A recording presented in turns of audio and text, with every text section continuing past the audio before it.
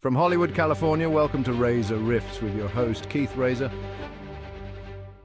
Hey guys, uh, how's it going?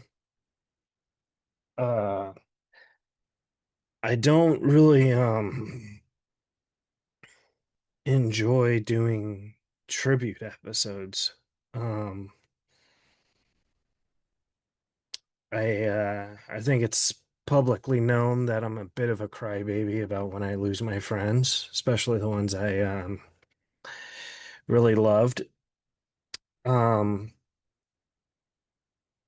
when you're a comedian and you do stand-up comedy, when you first start, you look at the headliners who do bar shows, who drop in and do sets at open mics, and who talk to newer comics and encourage them. And that's what Jeff Garcia was. Jeff was he was such a good friend to me. And I only have a handful of comedians that are family, I feel, Norm was obviously my father figure. Saget was my uncle. Um, Bobby Slayton's my grandpa. Um, but Jeff was like a comedy brother, kind of like how TJ is. He would mentor me, give me advice on jokes that weren't working and stuff. And then he'd be proud of jokes that were working. And it just sucks because in my circle, I mean, I still have Slayton, I still have TJ, still have Pablo, I still have Mel Garcia, Stephen Allen Green. I still have a couple people, but Jeff and I had such a great spiritual connection. Like I could not talk to Jeff for 2 years, and whenever I see him somewhere at a bar or whatever, we just caught up. Like we've been talking the whole times. Or if I had a question about how a club was mistreating me or how people want to give me a chance to book me, Jeff would let me open up for him in clubs I was trying to get into. Like I tried to get, like he got me a set at the stand-up club in Bellflower. Um, he got me a set in Brea and Ontario and Ventura. And I didn't tour with Jeff. I want to make that so clear because I feel when you do multiple cities, then you could say, oh, you toured with somebody. But I never did tour with Jeff. I just did a set here and a set there every now and then. It wasn't consistent and I wasn't on his opening roster or his team, but he took care of me and he let me do guest sets whenever I asked. And this one hurts because he wasn't the most famous comedian, but his crowd work was so so good. Like you talk about crowd work like Matt Rife and Ian Bagg and stuff, and those are great comedians who do great crowd work, but Jeff was way sharper. He could go up on stage and just make anyone laugh in the moment. And here's the special thing about Jeff Garcia is whenever I booked him at the Rec Room and at other venues, he never canceled or he never, I mean, sometimes he double booked himself. I will say that. Every now and then he did double book himself, but he never bailed. He still found a way to make it work. And this last time I had him at the Mamba, he was at 5 tickets. And I said, Jeff, do you want to cancel? And he said no. And then the day of the show, he was still at 5 tickets. And I said, Jeff, do you want to cancel? He said no. And 2 hours before the show, I talked to the owners and I was like, hey, he doesn't want to cancel, but there's only 5 people. And I think we as a venue should cancel because I didn't want to. And I did that because I didn't want to put Jeff through that, even though I know Jeff would have showed and he would have done the show for those 5 people. I mean, I still paid him for those 5 tickets. That's how much I respected and loved Jeff. And I didn't want him to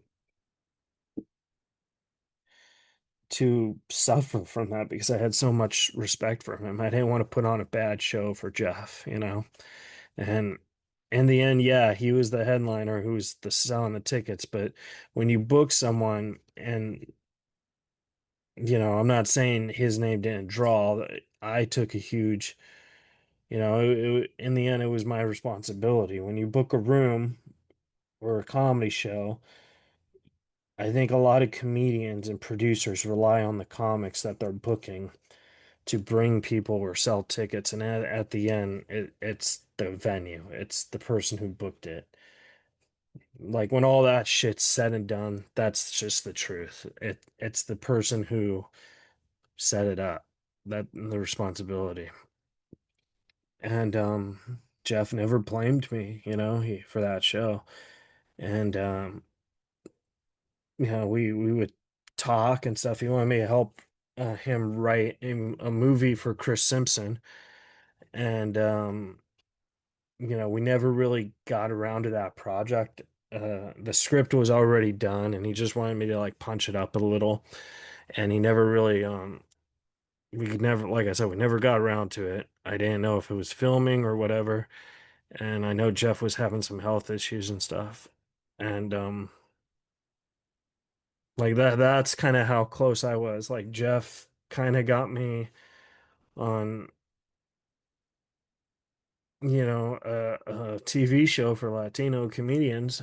And it's very hard because a lot of people, you know, don't believe I'm Latino or whatever. And it's, at the end of the day, Mel Garcia and Paul Rodriguez are the ones who signed off on it for sure. But it was Jeff's show at the beginning, and he always tried to get me in. And I'm really gonna miss Jeff. He was a guy who really stuck up for comics, and he just loved comedy.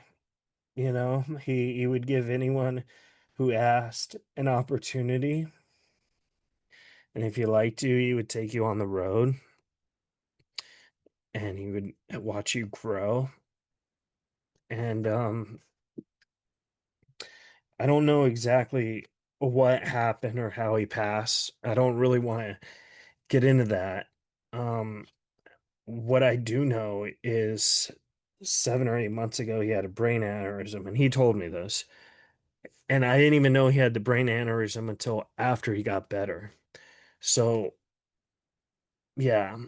And I texted him about a month ago just to see how he's doing. Um, he texted me when my social media went down. He was like, "Where's your social media?" And I told him, it got suspended for, the AI glitch or whatever. And then when I got it back, I texted him. I got it back. He didn't respond.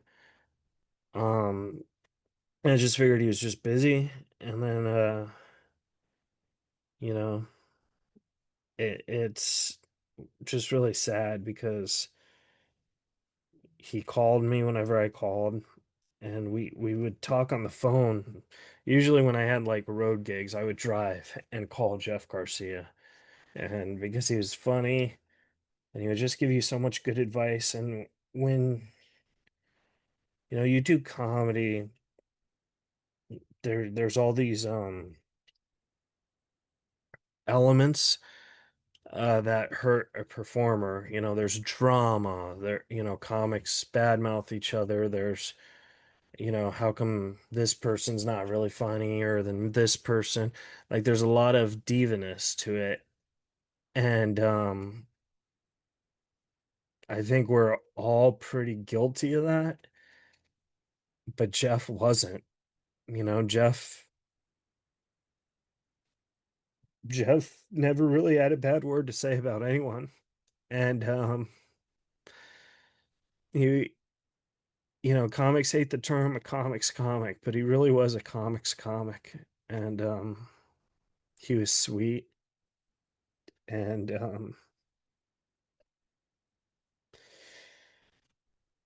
he was um he was overall just a good dude.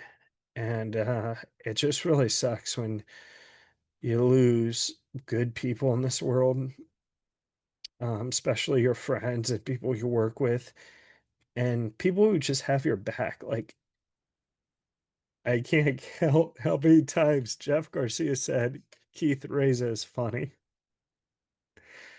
And that is like, that's something that really means a lot because a lot of people don't think I'm funny. And he was one of the few headliners who vouched for me. And that's just a real special thing.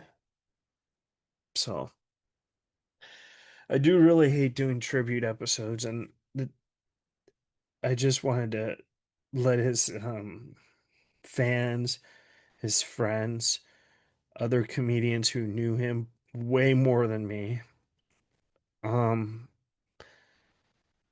I I feel for you guys, and I'm sorry we lost such a great person. And you know, it's it does happen to us all, which sucks, but in this life, especially when we need comedy so much right now, like he was the type of comic you would want to see over and over again because his material was just different every single show. And after a show, he would drink with people. Like he treated his fans like they were part of his family.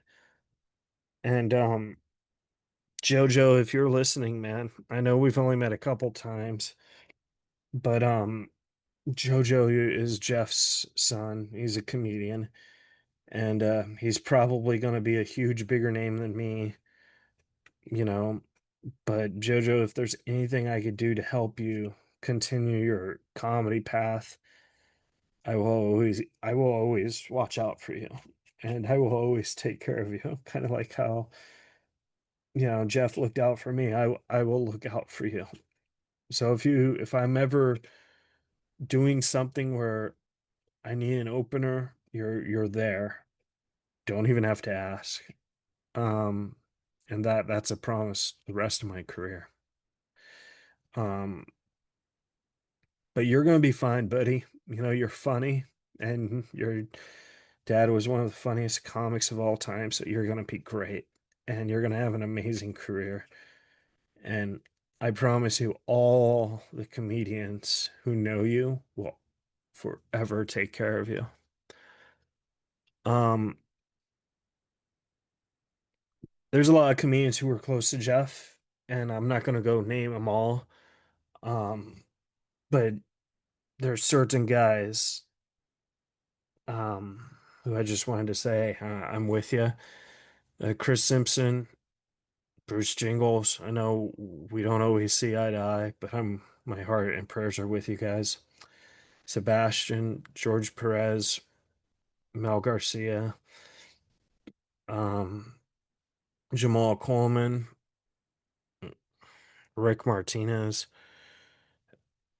There's so many, but those are the ones that are just popping in my head right now.